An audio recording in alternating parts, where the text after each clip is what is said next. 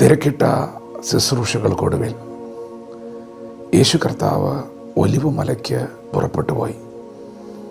പതിവ് പോലെ ദൈവസന്നിധിയിൽ മുട്ടുകുത്തി പ്രാർത്ഥിച്ചു.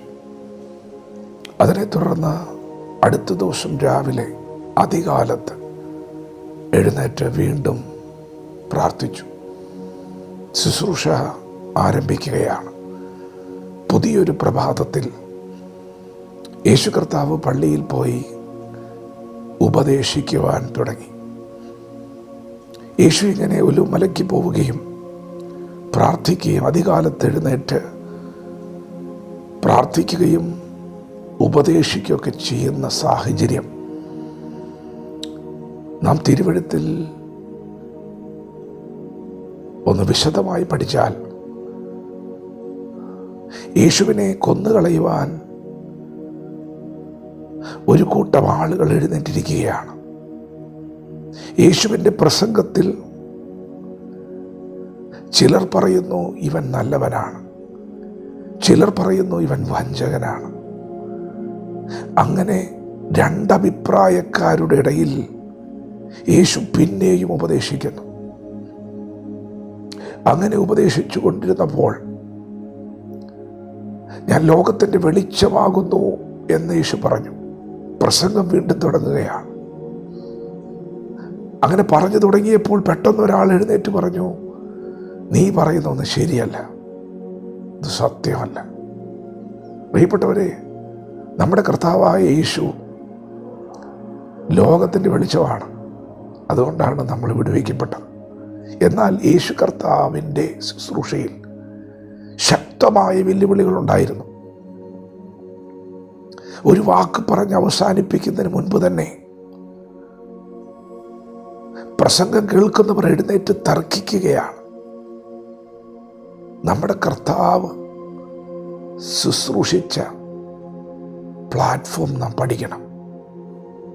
അത്ര വലിയ വെല്ലുവിളികളുടെ നടുവിലും യേശു കർത്താവ് ഒലിവ് മലയ്ക്ക് പുറപ്പെട്ടു പോകുന്നു. കരയാനോ തളരാനോ വീണ് കിടക്കാനോ യേശുവിന് കഴിയില്ല. യേശു ചലിക്കുന്നത് ദർശനത്താലാണ്. പ്രിയപ്പെട്ടവരെ, നിങ്ങൾക്ക് ദർശനമുണ്ടെങ്കിൽ നിങ്ങളെ തളർത്താൻ ആർക്കും കഴിയുകയില്ല. നിങ്ങൾ വീണ് കിടക്കുകയില്ല. യേശു പതിവ് പോലെ മുട്ടുകുത്തുകയാണ്. യേശു എന്തായിരിക്കണം പ്രാർത്ഥിച്ചിട്ടുണ്ടാവുക? അതെന്താണെന്ന് അടുത്ത പ്രഭാതത്തിൽ വെളിപ്പെട്ടു വരികയാണ്. ഉപദേശിച്ചു കൊണ്ടിരിക്കുമ്പോൾ ഒരു കൂട്ടം ആളുകൾ അവരുടെ കരങ്ങളിൽ കല്ലെടുത്തുകൊണ്ട് ഒരു സ്ത്രീയെ കുറ്റം ചുമത്താൻ വരികയാണ്. അവളുടെ തെറ്റ് കണ്ട് അവളെ കൈയോടെ പിടിച്ച് യേശുവിൻ്റെ മുമ്പിൽ കൊണ്ടുവന്ന് നിർത്തി. എന്നിട്ട് ചോദിച്ചു, യേശുവേ, കല്ലെറിയട്ടെ? പ്രിയപ്പെട്ടവരെ, അവർ വന്നതവനെ കുറ്റം ചുമത്താനാണ്.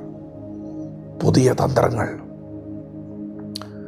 യേശുവിന് പിതാവിൻ്റെ സന്നിധിയിൽ പ്രാർത്ഥനാ മുറിക്കകത്ത് ഇതൊക്കെ വെളിപ്പെട്ടു വന്നിട്ടുണ്ട്. വ്യക്തമായ ആലോചന ദൈവം കൊടുത്തിട്ടുണ്ട്. യേശു അവരോട് പറഞ്ഞു, നിങ്ങളിൽ പാപമില്ലാത്തവൻ അവളെ ആദ്യം കല്ലെറിയട്ടെ. ഇവിടെ രണ്ട് പ്രവൃത്തിയാണ് ഇവിടെ നടന്നത്. ഒന്ന്, കുറ്റം ചുമത്താൻ വന്നവരുടെ വായടപ്പിച്ചുകൊണ്ട് ഒരു ദൈവപ്രവൃത്തി. അപ്പോൾ തന്നെ ആ ശബ്ദത്തിൻ്റെ അകത്ത് തൊട്ടു മുൻപിൽ മരണം കാത്തു നിൽക്കുന്നവൾക്ക് ഒരു വിടുതൽ. ഞാൻ നിന്നെ ശിക്ഷിക്കുന്നില്ല, സമാധാനത്തോടെ പോയിക്കൊള്ളുക. പ്രിയപ്പെട്ടവരെ, നിങ്ങളെ തളർത്തുന്ന, മടുപ്പിക്കുന്ന സാഹചര്യങ്ങൾക്കകത്തും നിങ്ങൾ പ്രാർത്ഥിക്കാൻ മുട്ടുകുത്തിയാൽ നാളെ പ്രഭാതത്തിൽ നിങ്ങളെ വീണ്ടും തളർത്താനും തകർക്കാനുമുള്ള പൈശാചിക തന്ത്രങ്ങളെ നിഷ്ഫലമാക്കിക്കൊണ്ടൊരു ദൈവശബ്ദം.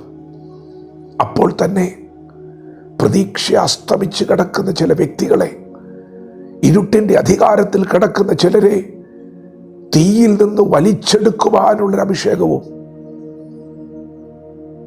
ദൈവം നിങ്ങൾക്ക് വേണ്ടി അയക്കുന്ന വചനത്തിൻ്റെ അകത്ത് ദൈവം മറച്ചു വയ്ക്കുന്നുണ്ട്.